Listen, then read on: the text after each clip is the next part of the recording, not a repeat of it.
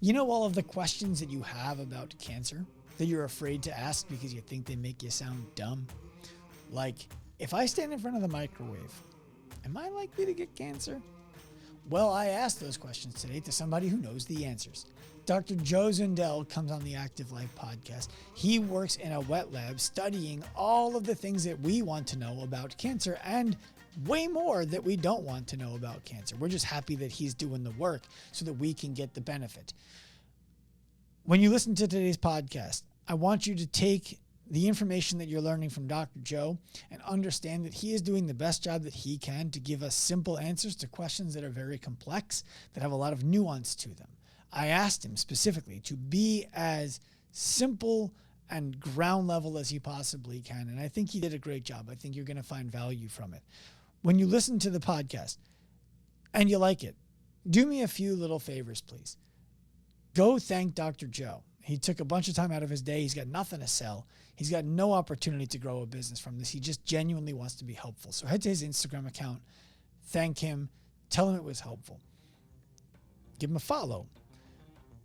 Give us that 5-star rating, write us a review, share it with a friend. Let's get to Joe. Dr. Joe Zundell, welcome to the Active Life podcast. I'm excited to have you, man. Likewise, Dr. Sean Pastuk. Did I say that right? No, but it was close. That's how my grandma used to say it. Well, no, she would say pastuch. My parents say pastuch. I say pastuch. And I once bought Polish water ice at a carnival. And the woman needed to see ID because it was alcoholic. And she's like, oh, pastuch. I was like, no, it's pastuch. And she goes, no, it's pastuch. It's from the, and she like named the village and the jobs and all. And I was like, okay. I'm gonna go with what you said. Yeah, she seems to know. Yeah, she's. And then I was recently at the Desert Botanical Gardens in Phoenix, and there was a guy there who was Polish, and I was like, let me ask you something. What is my name? And I gave him my ID, and he also said it's Pastuch. I said, oh, all right. I'm still not telling people that. Yeah. Now you know a little bit more about yourself. Right, but what I also know is that like you have to clear your throat to say it. So we're just gonna stay with pastuch because most people, it's hard to say pastuch. Unless you're like, I imagine if you're Jewish, it would be a little bit more easy, like myself. Well, I am Jewish. Jewish. So I can, with the best of them, I get challah bread, all the things, yeah. But that's not necessarily easy for everybody else. So we'll keep it simple. I taught my kids how to say it. We're not gonna explain to them why I was wrong about how to say their name 8 years into their lives.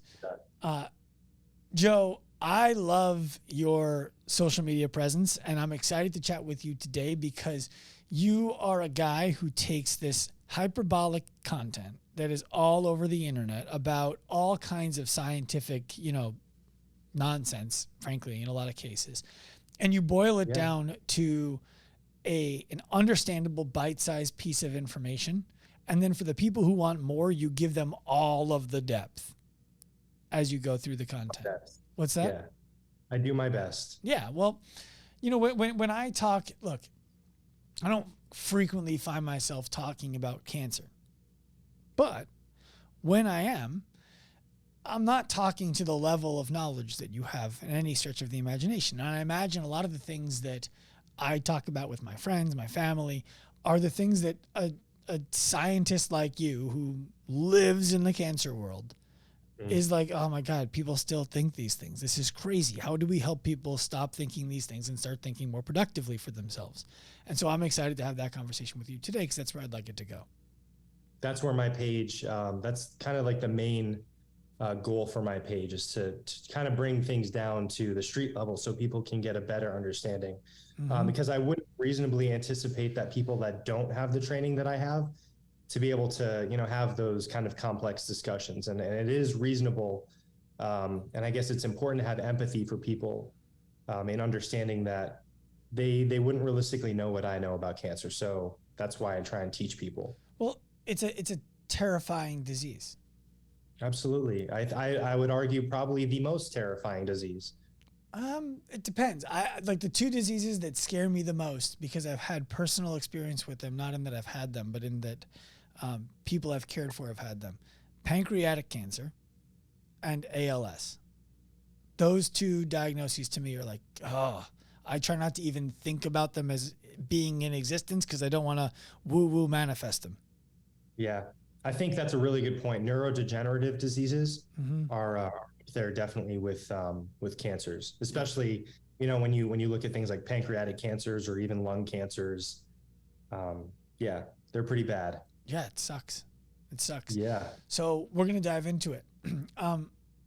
Is there a question that people ask you most often, or like a theme of questions that people are asking you most often that you're finding yourself answering, that you could answer here once and for all? Yeah.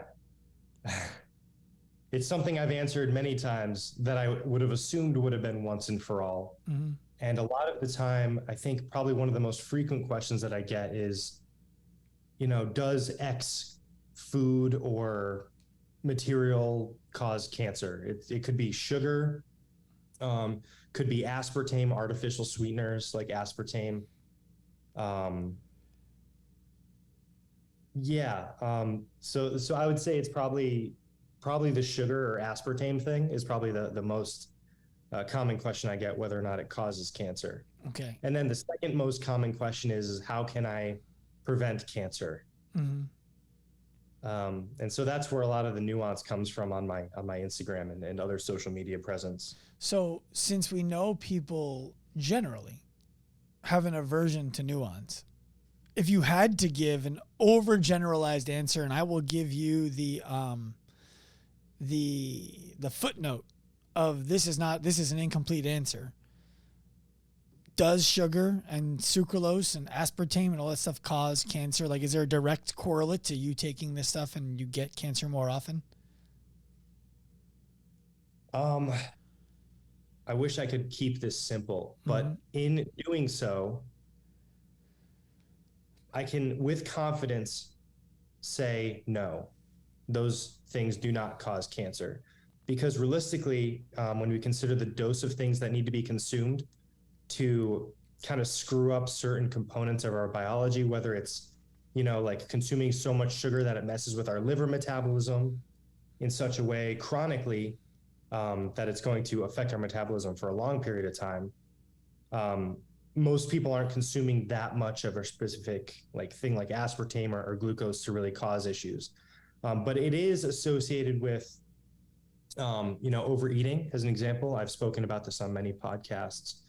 Overeating over a long period of time can put us in a position where we develop obesity, and you develop obesity and diabetes and things generally before you develop cancers, which, they do have their own links to cancers, but it's kind of like an amalgamation of things at that point. So again, going back to keeping it simple, no, inherently those things do not cause cancer. But it doesn't mean that they don't have potential in making it worse upon consumption, chronic consumption. So let me share with you how I heard that answer, and you can tell me if this is an accurate interpretation. Eating sugar will not reliably cause cancer. Eating sucralose, eating aspartame will not reliably be a thing that you can point to and say, oh, this person didn't have cancer. They started eating sugar, aspartame, and sucralose, and now they will have cancer. There is no direct line from point A to point B. Correct. However, those foods are linked to predisposing disease factors that can lead to cancer or make the prevalence of cancer worse in regards to how your body handles it, how you respond to it, and what your prognosis is when you get it. Is that appropriate? That is 100% accurate. Look at that. Good job. Thank you. Yeah, maybe I've done a good job in educating people, or you're just brilliant. I don't think I'm brilliant. You know what? I'll tell you what, Joe. Circumstantially, I think I have some brilliance. This is not the area in which I have it, which means you did a really good job explaining it. Okay, I appreciate that. Well, I think that what I really like about your answer is the questions typically being asked are asked in a binary, right? It's, does this cause that? Does this cause that? Well, no, but this is a factor in causing that, which is a factor in causing that, right? So Yes. the professional athlete who's eating sugar all the time as a recovery from their overwhelming workout for the average person isn't dealing with obesity and isn't therefore at a greater risk for cancer than the same version of them if they were dealing with obesity. And they're eating the same amount of sugar. So it can't be a one factor question. Yeah. And these same sort of contexts help me address this question too, from the perception that I can educate upon the premise that correlation does not always equal causation, right? So I think people really need to understand that life isn't binary. Few things are, A points directly to B. There's all this gray area in between that leads to even B, a particular outcome. So just because something appears to be a causative association to a particular outcome like cancer or diabetes or obesity or any disease for that matter, doesn't mean that it is. There's all of these very small nuanced factors that lead to a particular outcome, whether it's behavioral or environmental or even genetic in a lot of cases, whether it's neurodegenerative or from a cancer perspective. Mm-hmm. And that's what we have to educate people on. Well, that goes back to the idea that like just because you're dealing with obesity doesn't mean you're going to get cancer. Obesity doesn't cause cancer. Obesity is a factor that increases the risk of cancer, I imagine. Yeah. Specific cancer types, not all cancer types too. So I asked my wife what questions she would want me to ask you. And one of her questions was like, is a cancer cell not a cancer cell? Meaning if a treatment works for one cancer, why doesn't it work for all cancers? That's a great question. And it's something that as cancer biologists, we often focus our whole careers on. Why one treatment doesn't work for another cancer type often depends on the organ that the cancer originates in. So the environment at which the tumor cell originates in or becomes a cancer cell, from benign to malignant, non-cancerous to cancerous, will dictate the inner mechanistic cell stuff that contributes to some form of dysregulation in the cell, whether it's like cell division or if it's some sort of metabolic component, like they'll mutate an enzyme which increases glucose absorption or utilization of an amino acid like glutamine as an example. So oftentimes, again, depending on where that cancer originates, those mechanisms where the cancer adapts will change the type of therapy that is employed. Mm-hmm. Does that make sense? Yeah, what you're saying is cancer cells all have similar qualities, but there are nuanced differences between the cancer. Does that make sense? Yeah, can you hear me? Can you hear me? Yeah, it lagged a little bit. Okay. What you're saying is cancer cells all have similar qualities, but based on where they originate, they have nuanced differences as to how those qualities are manifesting, which means the same treatment for one won't work for another because of the mechanism that it was born from.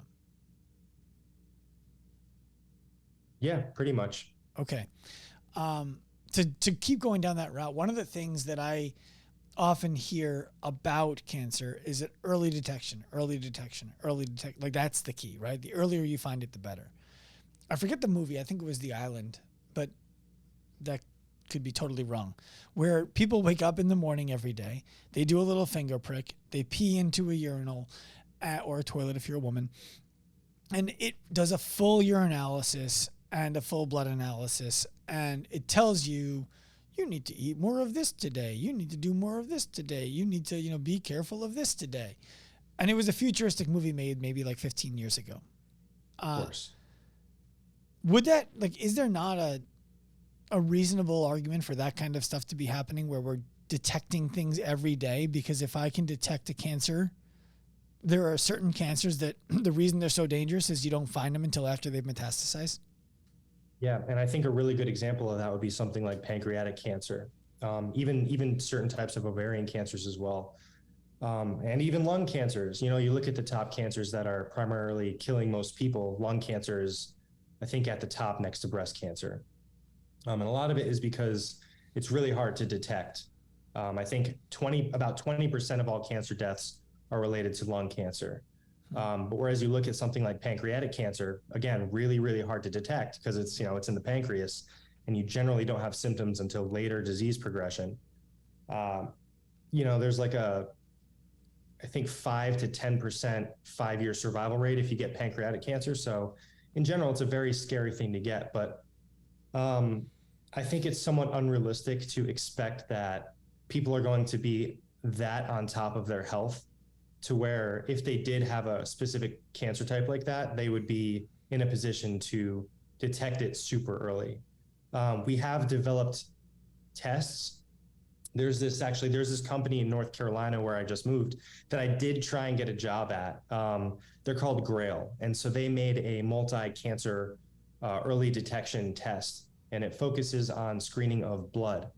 So you give a sample of blood basically, and it detects circulating tumor DNA.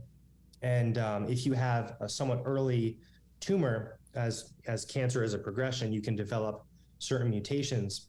As a component, that DNA could be circulating through the bloodstream. You can collect that blood, sequence that DNA, and say, okay, we found this specific mutation, which is prevalent in something like pancreatic cancer or a specific type of ovarian cancer, as an example. And so there are these tests now that are coming out that make it more accessible to do early cancer screening and detection. But we still do have a very long way to go. And it is very intrinsically challenging for organs like the pancreas.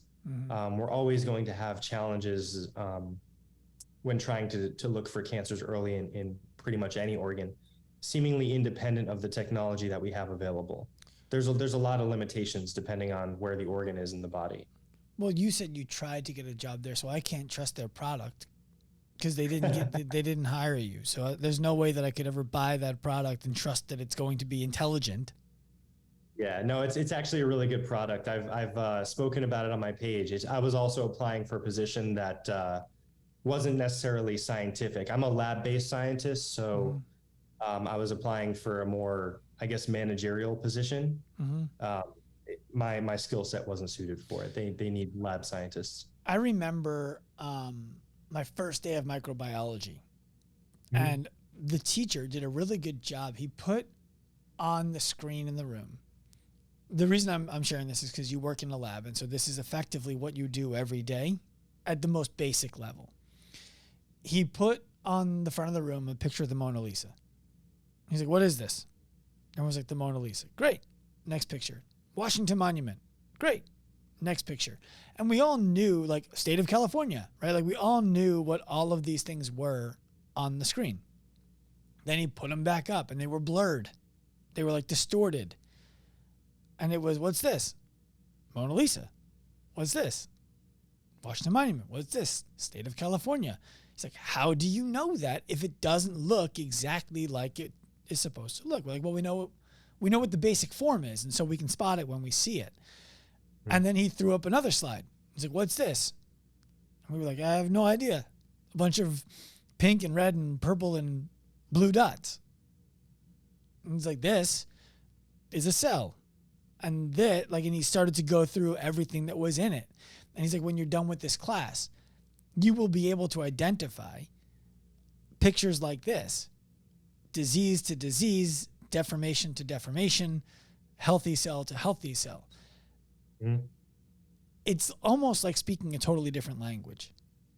Yeah, and it takes a very, very trained eye to do so. And that's, I think, one of the more beautiful parts of science is learning to be able to look at, I think what you were looking at were like stained histology slides of cross sections of cells, looking at specific organelles, like knowing what a mitochondria looks like, or knowing what the endoplasmic reticulum looks like, those sorts of things. And there's a lot of beauty that comes from that. It's like, we see a lot of beauty from paintings and in daily life. And for me as a scientist, being able to manipulate very, very, very small things and get a very pretty picture from it was always very magical to me. And it's one of the reasons why I became a wet lab scientist. What does a wet lab mean? Just somebody who works with like cells or, tissue culture. Okay. Those sorts of things. So all day long, like if you were to have a successful day that was like Joe Zundell did the thing, and everyone in the science community was talking about it, what is the thing you would have done? Oh man, that's tough because I've never really thought of myself as any sort of like famous figure. And I never go into something striving to do the thing, you know? Does anybody who does the thing go into it striving to do the thing? I think if you asked any Nobel laureate that, they would say no. That's what I mean. So I can't realistically answer that question because every day I go in and I just do the very best that I can with the tools that I have available to me. I see. And I think that that's our job as a scientist. And also, it's a lot of the times, and excuse my language, shit just goes end up. Mm-hmm. You have to be very adaptive in looking at what you have around you to be able to troubleshoot anything that goes wrong if you have the ability. And sometimes, more often than not, you don't have the ability and you just have to call it quits. Mm-hmm. And that's a hard thing to go through as well. I imagine detaching yourself romantically from the work that you're doing and trying to elicit an outcome as compared to doing the process and accepting the outcome as the outcome of the process that you didn't know what the outcome was going to be. That's got to be a harder part of that job. Yeah. Yeah. And I think that's arguably one of the hardest parts as a scientist is learning to kind of separate yourself and just appreciate the data for what it is, given the tools you have available to you. Because there could be a technological advancement 20 years from now that the question you were trying to resolve, you just couldn't answer with the tools that you had available to you at that time. But 20 years from now, we have a new assay or a new reagent that helps answer that question upon scientific advancement. And then, you can, keep track of that particular field that you were interested in and find the answer to that question. But it does sometimes take 10 to 20 years, if not more. Yeah. What is the thing right now that for you, in regards to your work life, is the most enjoyable? These are really good questions. This is a really good podcast. Thank you. Yeah, I appreciate this. I don't often get asked about things that I enjoy in my life, Mm-hmm. in my job. So it's nice that I get to share this perspective. Regarding my job, as a scientist, the thing that I enjoy the most is just going to lab. I've always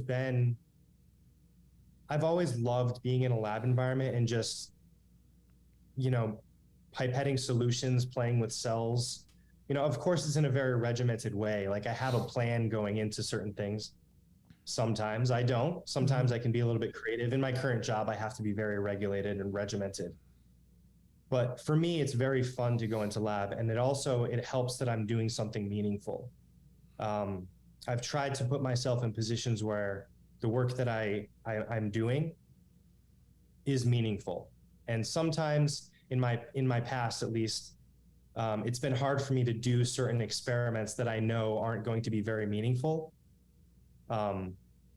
And by meaningful, what's really important to me is clinical translation. If I know the thing that I'm studying is going to have a decent potential in providing some sort of information to push the ball forward, so to speak.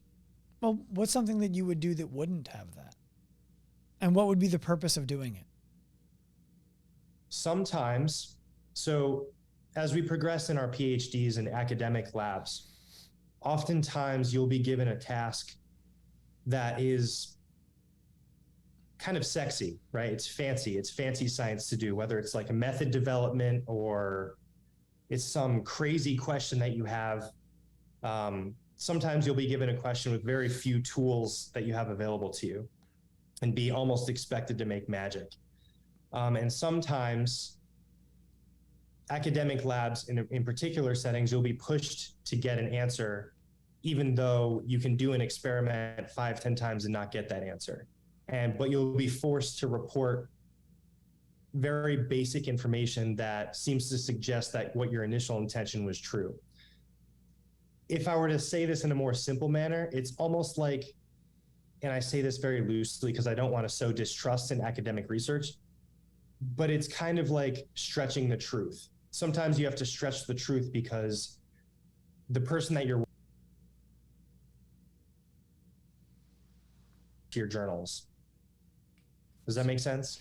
You cut out there for a moment after you said stretch the truth because, and then it went to. Sure. So sometimes we have to stretch the truth because sometimes the people we work for require these fancy things to be able to advance in their careers. So like a lab leader, what we call a principal investigator, needs fancy things to be able to communicate to their committee for, becoming a professor of a particular school, or publishing in a big journal helps, like publishing in Nature, Cell, or Science. Sometimes we have to publish these fancy things, which may not necessarily reflect truth, but they have like a fancy methodology or a fancy biological outcome. I see. And they're not always true, and they're not always reproducible. It's the political game.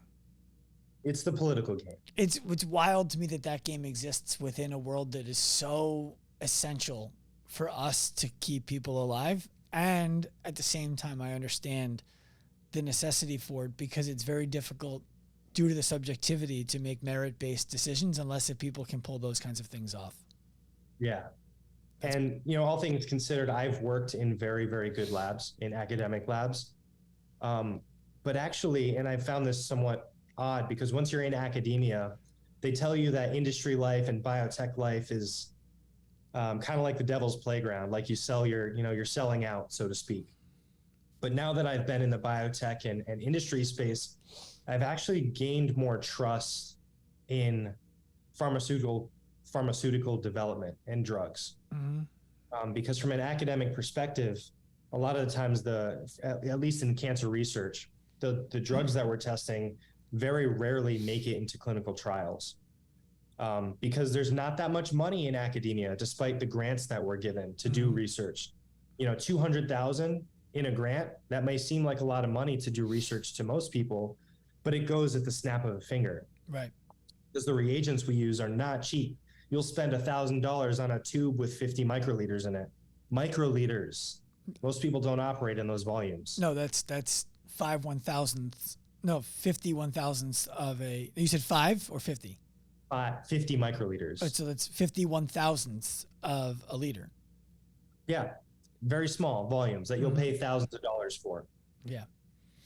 And so that money goes very quick. But in industry, you have a lot more money and there's a lot more regulation that needs to happen. And so, of course, with that level of strictness and regulation by the FDA, things have very, very strict passing criteria for what is a good drug and what is a bad drug. So I was going to go a different way, and then you brought up the drug stuff. So now I got to ask. One of the things that to me is this, like, I can't decide if it's conspiracy theory or logical. Okay. Is the idea that pharmaceutical companies do not produce drugs to cure diseases. They produce drugs to treat diseases because a cure has no ongoing value. And I don't know if that's complete bullshit, if it's partial bullshit, or if it's just totally logical, and why would we expect them to do anything else? So meaning, by the way, that there isn't even malintent there. It's just like, why would you expect a for-profit business to do something that is not profitable and then be angry at them for something they never said they were trying to do? That's what I'm trying to reconcile. Yeah, and no, that's a great question, and it's honestly one that I get a lot as well. But realistically, and again, there's a lot of nuance behind this as well. Not every company is going to be 100% ethical. Like, as you mentioned, we have to make profits when we make a particular drug, but it doesn't mean that it's never with the intent to cure a disease. So oftentimes when I try and explain this to people, I tell them, we have chemotherapeutics currently FDA approved that are being treated into cancer patients that have cured cancer patients. But like we spoke about previously, that same cure for one patient isn't going to be a cure for another patient with the same exact cancer because of just how complex that cancer is, even independent of the fact that they originated from the same point. There are still underlying mechanisms that vary between people to people, but we have produced and sold cures from a pharmaceutical company perspective that have cured people. But, sometimes there are companies that make a drug that yes, the intent to cure a particular disease, whether it's a certain type of cancer, is there, but sometimes due to limitations of like money or availability to new screening modalities to understand that drug a little bit more, sometimes we have to release things somewhat prematurely or imperfectly just to get a drug on a market to be tested. Right. Well, people And don't. so this is I think that's something there's a loose understanding of, is that the first people to buy a drug in the marketplace or to have that drug administered to them are the last part of the experiment. yeah, I think in general that's true. Well, it's obviously specifically there's always going to be variability to the nuance of that statement. In general, what I'm describing is, you get to human trials, and then it's okay after human trials. We still don't know how this is going to work over a span of 1 million people. So we have to put it out to 100,000. And those are people who are that many people. Right. Well, they're hoping it's going to, those are people in your clinical trials, or not clinical. Those are the people after clinical trials who are basically like, now we're going to find out how it goes with the general public. And we still don't know. We have best guesses out there. Well, that's kind of the purpose of the clinical trial, right? So there are certain phases to clinical trials, phase 1, 2, and 3. And in each phase, we determine things like toxicity, drug stability, dosing strategies, route of administration, whether it should be injected in a vein or maybe be given orally. And a lot of this depends on drug stability and things like that too. So a lot of these treatment perspectives are determined in a clinical phase of clinical trials, clinical phases of clinical trials. And, then once it passes all those trials, it can get FDA approved to be actually given to the patients who are exhibiting a particular disease or a certain type of cancer, as an example. So hopefully that stuff is typically weeded out in clinical trials before it's even considered to be given to larger patient populations. Well, I think that right now, in the phase of the world that we're existing in, especially in the Western world, especially in the United States, we're coming through what we just experienced with COVID, where people either have like unquestioned trust of government and big pharma, or people are believing that everyone in the government and big pharma are trying to kill them.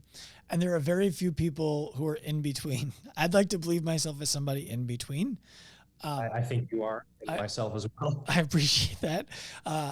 Look, I think that we're a minority as it pertains to that, and I wish that we were more the majority, where it was, there's confluence and there's intent, and I think that there's a level of both that go into all different kinds of things, and too often we swing quickly to the negative or the unadulterated positive. Yeah. One of the things that you were talking about with drug efficacy, and I think this is actually before we came online, was the prevalence of antibodies after a drug is administered. How do we differentiate if a drug is effective at creating antibodies from a drug has an adjutant in it that creates the antibodies? Do you follow my question there? Because all drugs need some kind of an adjutant, right, in order to create a response, and then the drug is there to train the response, if I'm not mistaken, or to recognize the response? Not necessarily. So there's a difference between vaccines or immunotherapies and small molecules. So they don't always need an adjuvant to be able to induce an immune response. So when we give cancer drugs as an example, whether we so again, route of administration is very important, whether I decide to inject it into muscle or into the veins intravenously. It plays a role in how that drug is absorbed and recognizes certain tissues. And it also, is associated with specific toxicities depending on where you inject it.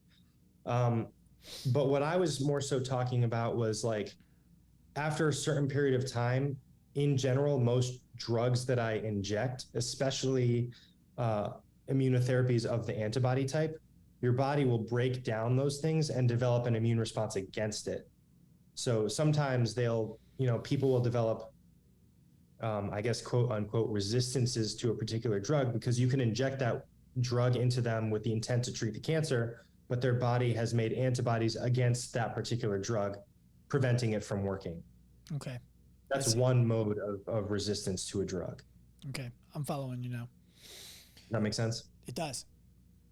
Is cancer a symptom of the modern world? And let me give some context to that question. Sure. I have not done a ton of research into, Aboriginal people in Australia or the Pygmies or, the native tribes of Africa. I am not I don't even know what the profession is called of the person who does that, but I know it's not mine. But epidemiology, probably.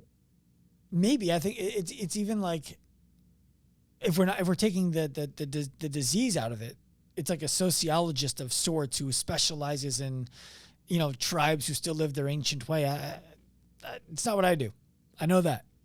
Me neither. And so, but when you read the headlines about that stuff, and I like to consider myself a person who reads at least the first paragraph and then decides if I want to go on, not just the headline.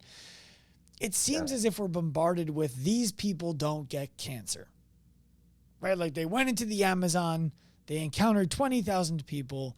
None of them had cancer. None of their elders had cancer. None of their children had cancer. So it's something about our society. And I don't know if that's a bunch of nonsense or not, but if it's not a bunch of nonsense, it leads everyone to the same conclusion. We're doing things now that we didn't do then that are leading us to getting cancer. And if we can figure out what those things are, we can stop getting cancer. I wish this was a simple answer, but as you know, nothing is ever that simple. Mm-hmm. We can look at specific tribes. Like there's, it's like some sort of Eskimo tribe up in the Inuits. Yeah, I don't start the Inuits. The Inuit. Yeah, Inuits. Yeah, good job. Probably someone's gonna cancel us. Got it wrong. Whatever, but they'll catch it. Whatever. Yeah. But there's tribes all over the world where they have low likelihoods of getting cancers, as you mentioned, and as I've looked at as well, whether I remember their names or not. Mm-hmm. But we also have to look at other factors about these people too. A lot of the times they don't live past 50. Mm-hmm. And so a really big component of this is to understand that cancer is also a disease of aging. Even when you look at the mechanistic components of cancer cells as they divide, or even normal cells, we have this thing called the Hayflick limit, which actually was discovered at the place where I did my thesis work in Philadelphia at the Wistar Institute by Leonard Hayflick. It's basically the amount of times a cell can realistically divide, or basically replicate its DNA. There's a finite amount to which it can divide and do that. And then after it does that, what happens is called the state of senescence. The cells stop dividing, they can retain some metabolic activity, and then they end up committing themselves to what's called apoptosis, or a programmed version of cell death, basically. And those particular cellular components can be recycled. But that's essentially what aging is. That's aging at a molecular level or a cellular level, as some people online who are seemingly quackish like to say. But aging on a broader level is, how long can we get someone to sustain cell division over a long period of time through balance of all of their organs to be able to live as long as humanly possible. And that varies very dramatically between people depending on where we live, whether or not we grow up in a specific tribe, the amount of resources we have available to us, whether it's a socioeconomic standpoint, the level of education we have. So there's a lot of variables that go into determining how long someone is likely to live, but they're not finite variables. Does that make sense? It does. It does. Okay. And keep going. No, it's good. Go ahead. No, so what you're saying is there basically it's an answer that won't make anybody happy, but it's the reality. It's there might be something there, but there's so many factors that we can't tie any of them to this. Correct. But it could be that these people have a genetic predisposition to not getting cancer. These people have a diet that, when you couple it with the environment that they're in, works. But if you put that diet in this environment, it doesn't work. It's something different happens. And so there's so many factors to account for that really we can't assume anything It's Yeah. yeah. So there's something that I actually like to talk about, and it actually stems from my roots as a scientist. When I first started my scientific career, I started as a marine biologist. And so oftentimes in marine ecology and, you know, when you study marine organisms, you look at organisms that have a low likelihood of developing cancers. One of those organisms is it's a type of whale. I forgot the actual name of the whale. It's skipping me right now. But certain species of whales and certain species of elephants as well, they don't get cancers. Do you want me to do you want me to rapid fire names of whales at you, and you can? I'm just kidding. It's a joke. I did a post on it a while ago. I only have like 4 whales I can name anyway. So you can tell us. The orca, blue, sperm. I think I'm out. It's neither of those. Okay. Anyways, there are certain species of organisms like, you know, elephants and some species of whales, and even if you look at clams as well, they just don't seem to get cancers. And there are some mechanistic components of this associated with them having multiple copies of a gene called P53. And so we also have P53 within our genome, and it's called a tumor suppressor for a very good reason. It helps to regulate DNA, basically, and DNA regulation. And basically, they have multiple copies of this. So oftentimes, this gene in humans, we only have 2 copies, one from our mom and one from our dad. We're diploid organisms.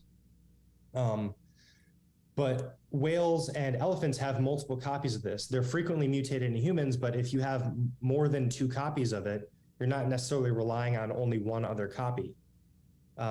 So in organisms like that have multiple copies of these tumor suppressors, it reduces their likelihood of getting cancers. It doesn't mean that they can't get the cancer.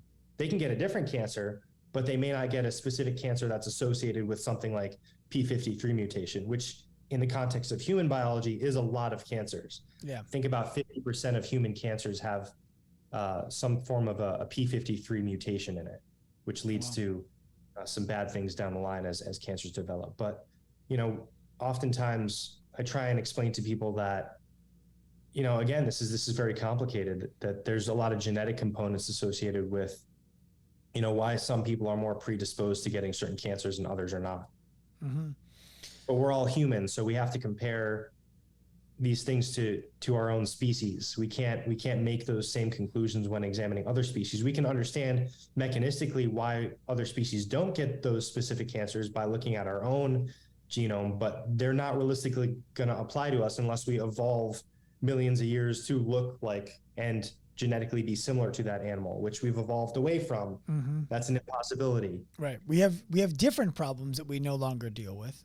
Yeah. And we've traded them. You know, if you were a whale or if you were an elephant, you'd have very different problems. You'd have predispositions to other diseases if you were a whale scientist, if you were to study those things. Right. As a So I'm going to ask you some really simple stuff that is going to sound like, wow, I thought Sean might have some intelligence and now I'm not sure he does, because these are the things that regular people, myself included, talk about. And I'm like, I can't tell you 100% no, but I don't think the answer to that is yes.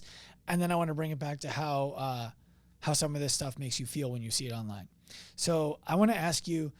One second. I want to say that there is a lot of intelligence in simplicity. So I try not to judge people to the best of my ability when I'm asked these questions, because there's almost always a good rationale why someone thinks that way. I appreciate that. And I could have worded it better. These are the things that seem outlandish.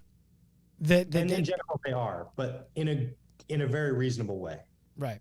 So I'll tie up why they're all not crazy outlandish, the reasonability of it in the end, and then I'll ask you something else about how you feel about this stuff that I think that will be really helpful for other people and even for you potentially.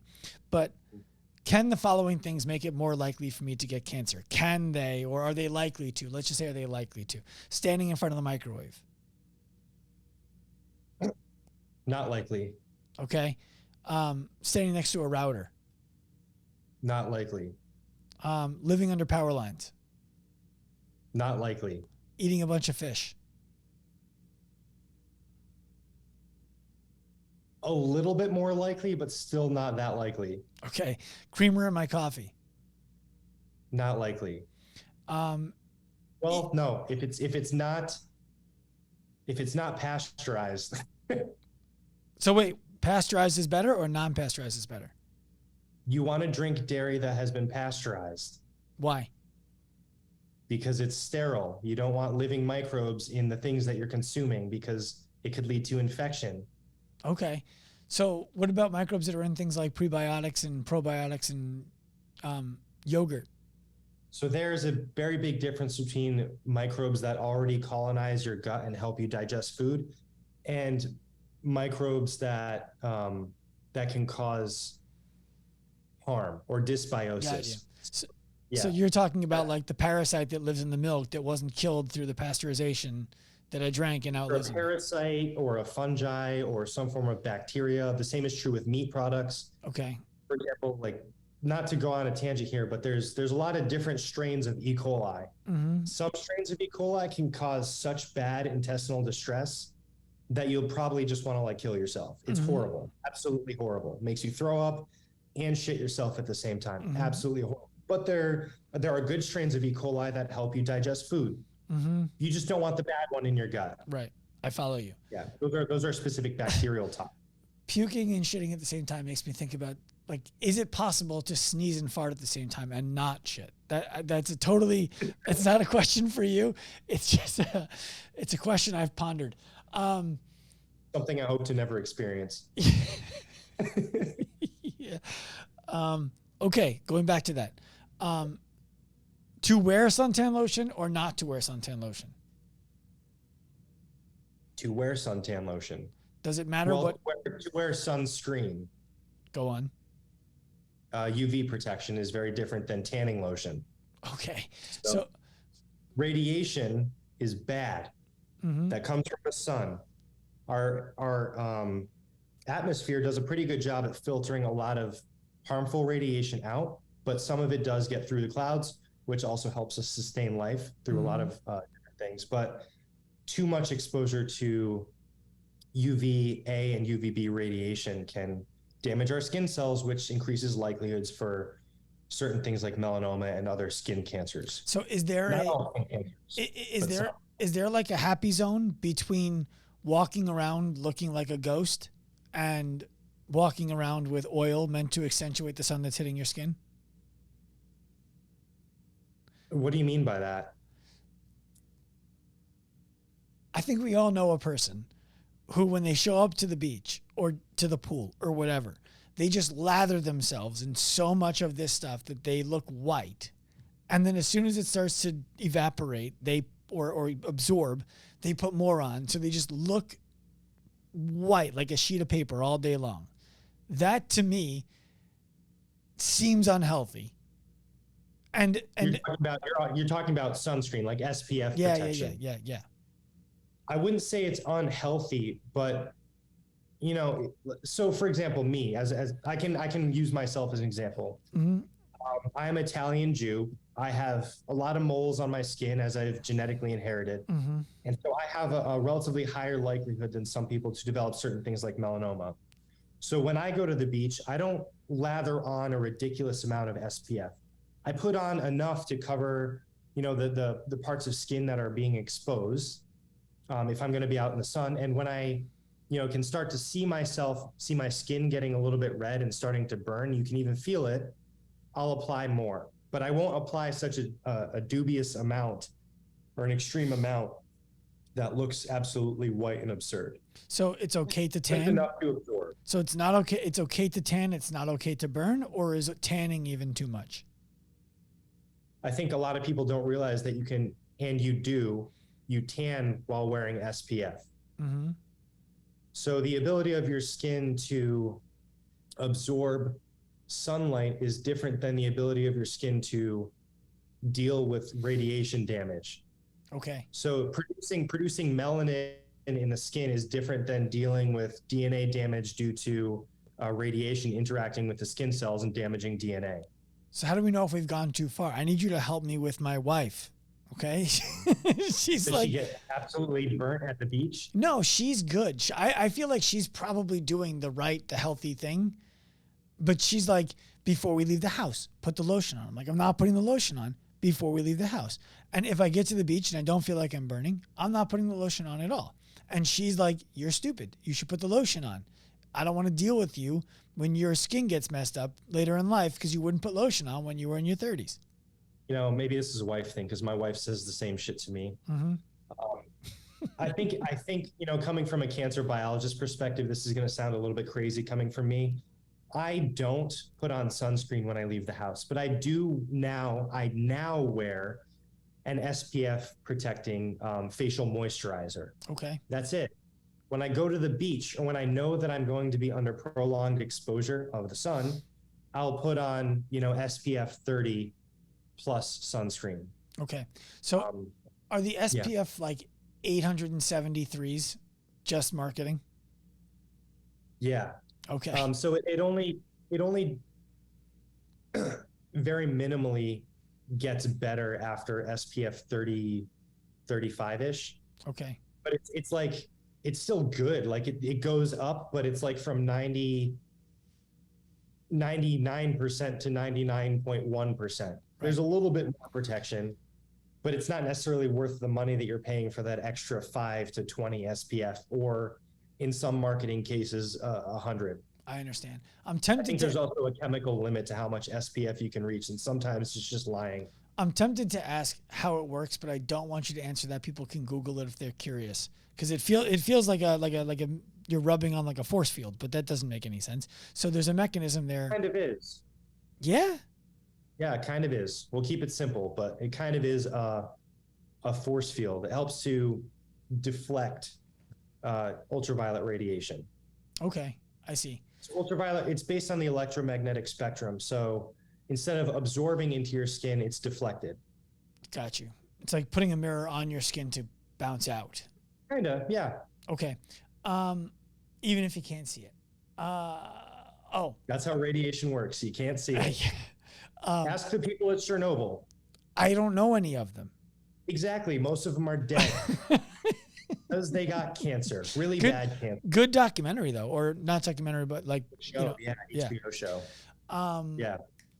Oh, do sunglasses increase the likelihood of skin damage from the sun because your eyes aren't judging how much sunlight's hitting your skin? Damaging your eyes? No, or damaging. There's a doctor. There's a doctor on Instagram who speaks in language that's much. It's above where I want to be reading my Instagram, so I stopped following him. His name is Dr. Probably stupid.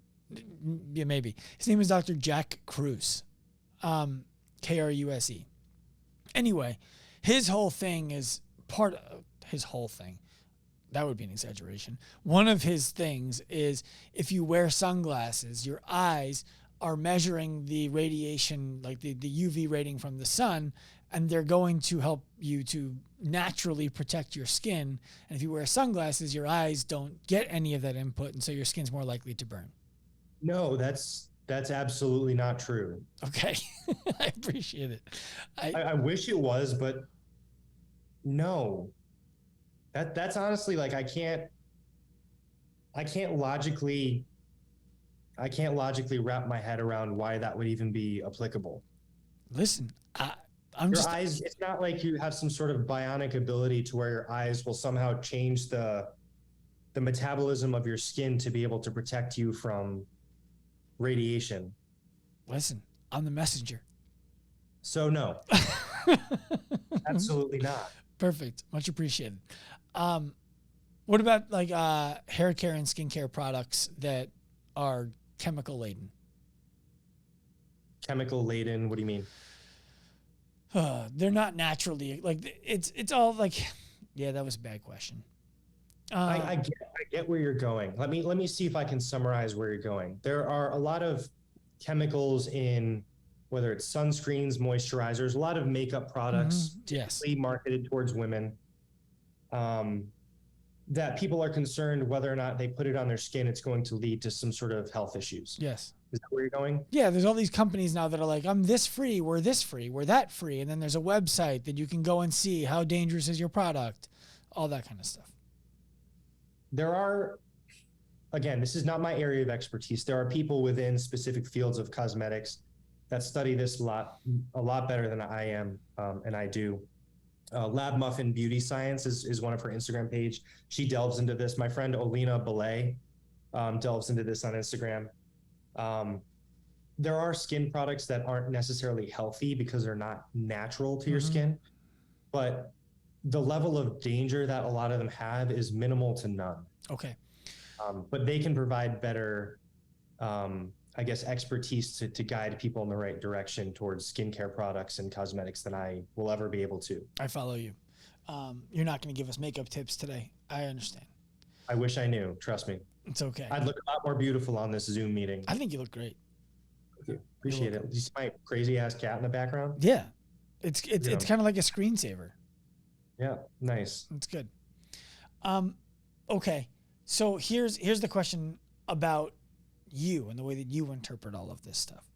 One of the things for me that was really hard when I was first starting to develop an Instagram personality, if you will, not that it's different than my regular personality, but a communication style, it was, I find that people who oversimplify complex things end up doing more damage for people than they do good. And I also find that people who wait for the science to validate the innovation, who throw stones at the innovation, would stunt all productivity that we could ever have. Do you follow me? So I understand the first perspective very well, but I need I'll to give understand. So the second one is, I have a way of simplifying things without tying them to something specific. So an example would be, I made a post many times because I loved to agitate with it, that would say, if you can do 20 step-ups with your left leg with a given weight at a given height, and only 2 with your right leg with the same weight at the same height, you are more likely to develop problems than somebody who can do 20 with both. And I didn't have any empirical, double-blind, placebo-tested, there was no research to that claim. It was a hypothesis that if you're walking around with 10x the stamina on one leg to the other, there's a high likelihood you're going to use one leg more than the other when you do bilateral things. And so therefore, train unilaterally. I would have the high-minded science people come at me and say, where's your study for that? And I would ask, do you take a shower in the morning? And they would say yes. I'd say, why? They say, because of hygiene. I'd say, did you study your water? No. Well, then shut the fuck up. Right? That was the conversation that we would have. But on the other side of it, I understand the damage that can be done when someone says, having low back pain, do this exercise. Well, that exercise might actually cause things to go way worse. And so I'm curious, when you're looking at stuff online and you're looking at how people are putting stuff out, how are you making decisions about this is responsible even if it's oversimplified as compared to this is potentially damaging? That's always something that's, I'm sure you find that this is challenging from your own perspective as well. It's really hard to find that balance, but typically, like you said, those oversimplifications, whether it's like from a supplement perspective or a nutrition perspective, it's hard to really determine exactly what I'm going to go after. And I try, at least nowadays, I try not to focus on what other people are doing. I try and just educate from my own perspective. So like I can look at very popular pages that make a very, very broad oversimplification. Sometimes these oversimplifications can be absolutely useless as well.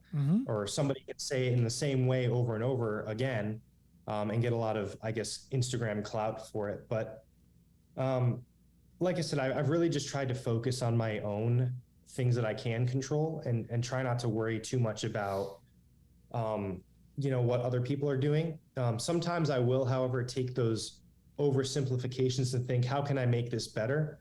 And that's actually produce a lot of my content. It's like, I'm trying to think of an example without, naming names, and it's kind of tough. Autophagy as an example. Are you familiar with the term? Let's get an education. Autophagy is the process where, at a molecular level or at a cellular level, cells will, let's say that they're not healthy or they can't maintain their metabolism well. They can break down certain components and recycle them and give them to the environment around the cells to help fuel other cells, as opposed to like not wasting those resources on maintaining themselves. So they commit themselves to die and give resources to the environment around them. A lot of people will go online and make statements like, oh, if I do this particular diet fasting approach, I'll induce autophagy. And autophagy has been associated with reducing this specific type of cancer. So then the cancer patient will go and be like, okay, I need to try this particular fasting approach, which actually could worsen the progression of their disease, because a lot of times, depending on the progression of a cancer or a cancer patient's cancer, they need specific nutrients. A lot of times it's high amounts of protein if they're losing muscle or even just exercising in general. So they'll try this dieting approach, and the next thing you know, they'll go to their oncologist, and their oncologist will say, either you're losing weight, you're not healthy enough, I can't give you this chemotherapeutic because you're kind of malnourished. And so it delays treatment. So that's where something like an oversimplification can really damage a person's perspective and potentially make things a lot worse in the context of a cancer patient's treatment plan. So even something like trying to oversimplify something like autophagy, which is actually intrinsically very complicated from a cell perspective, saying that we need to do all of these fasting strategies or diet strategies to induce autophagy is absurd to apply to large populations without understanding the reason why somebody would do so. Yeah. I follow you. What it ends up doing, for me at least, is I remember being the doctor who patients were coming to see for musculoskeletal stuff. And they would come in and they would have a list of, what about this exercise? What about this exercise? What about this exercise? And I understood why. It's they're trying to be responsible for themselves and provide support to the conversation. And I never took it as a slight. I did take it as an adjutant for me, because I needed to educate about why all of those things were appropriate for somebody but not them, or appropriate for them but not at this time. And it's hard, because not every doctor is going to do a good job. And so it is useful for people to be able to go out there and see all of this stuff. Like I know, or knew at least before we were educating coaches, we were on to something when coaches were giving me a hard time about their clients coming in and saying, my coach said if I can't touch the floor, I need to be careful when I deadlift. Or my client said this, and they got it from you. What the fuck? And I'm like, well, does it not make sense? If they can't physically reach where the bar would be without contorting their body, that maybe they shouldn't load that position. Right. So I get it. It's just such a delicate balance out there.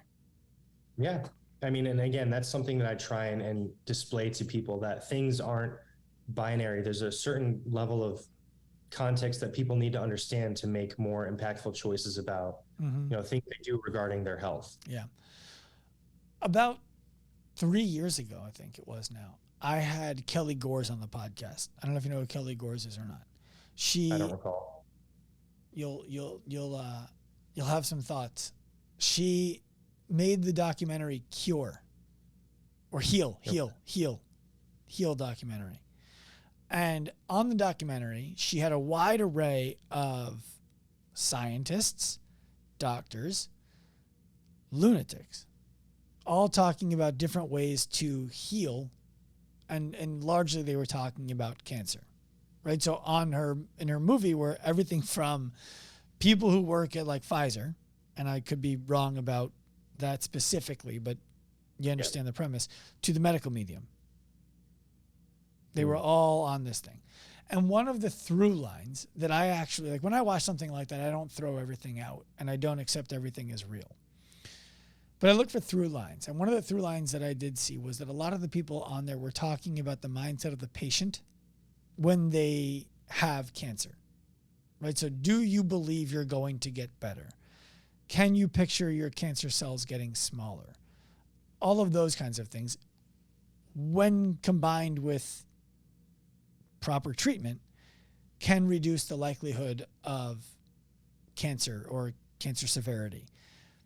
Do you have any evidence to believe that that's true? So realistically, and I've sent you an article on this, Yep. which kind of displays this point too, is realistically, there's no evidence to suggest that a mindset will help reduce the likelihood or development of a person's cancer. But I think that psychologically, it's very important for people that do have cancer. They should understand enough about their disease to be able to make choices, right? So at the end of the day, words are important, but realistically, it always comes down to actions. And so I can will my cancer to go away, but that doesn't necessarily mean it's going to go away. I need to do certain things to enable myself to be able to be in a position where I can effectively get my disease treated. Mm-hmm. And so that's something that I try and do on my channel to empower people.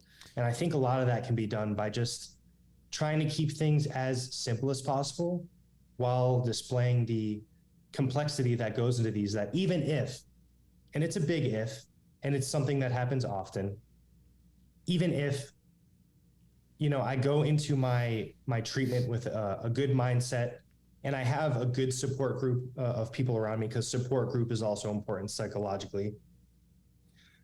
Even if my treatment doesn't work, I will have understood why it didn't work. Mm-hmm. And so it can help someone cope throughout the progression of their disease.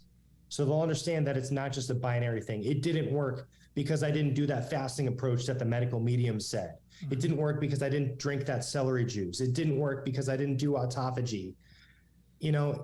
A lot of the time it comes down to certain excuses that people come up with after listening to these documentaries. But I think the important thing is applying mindset with the intent to be action. See, that was, I don't mean to validate myself through your opinion. The way that I felt about mindset was, you're not going to meditate your tumor away. Yeah. But if you have the mindset that there are things I can control, and if I do all of those things, I increase the likelihood of beating this, then what happens is you do end up going to bed at a reasonable time and sleeping. You do end up laying off of alcohol because you do see the benefit of not doing it. You do clean up the processed foods in your diet to make sure that you're putting the most nutritious stuff you possibly can in. Not that the processed stuff causes cancer, that the nutritious stuff benefits muscle and organ tissue better than the processed stuff does. That's what I'm describing there. You do socialize. You do all of the things because your mindset is such that I can beat this. And if I want to give myself the best chance, I need to do all of these things. And so that's what I believe leads to mindset leading to a higher likelihood of remission and full cure eventually. Yeah, and I would agree with you as well. I think there's something to be said about, high levels of stress impacting a person's judgment. That's common sense. Mm-hmm. If something like meditation helps a cancer patient, or even people who aren't sick, live a particular lifestyle that they can enjoy and be healthy in, then they should do that, because it is going to reduce the risks of developing diseases like cancer, heart disease, diabetes, obesity, all these diseases. There's a lot of genetic components about disease, but you can't often control those, right? So you have to control the things that you're capable of controlling. Mm-hmm. I think people need to realize that. And one of those ways is by reducing the amount of stress that we go through, psychological stress, and that's going to, give us better quality sleep because we're not stressing out like crazy. And of course, the de-stressing mechanisms that people utilize throughout their life to reduce their stress levels are going to vary. Depends on what people are capable of doing too. So I think, as from a treatment perspective, we have to understand that as well. Do you think while there's no research to support mindset being a strong component of reducing cancer risks, I think that it does. Mm-hmm. And if research were to come out to support it, it would show with a strong degree of certainty that, a good support system, mindfulness, those sorts of things would help to put somebody in a better state of mind when they're, going to chemotherapy or, doing certain behaviors associated with getting treatment. Well, I think there are some things that we're not going to be able to measure in a way that we can be satisfied with the outcome being complete. You know, like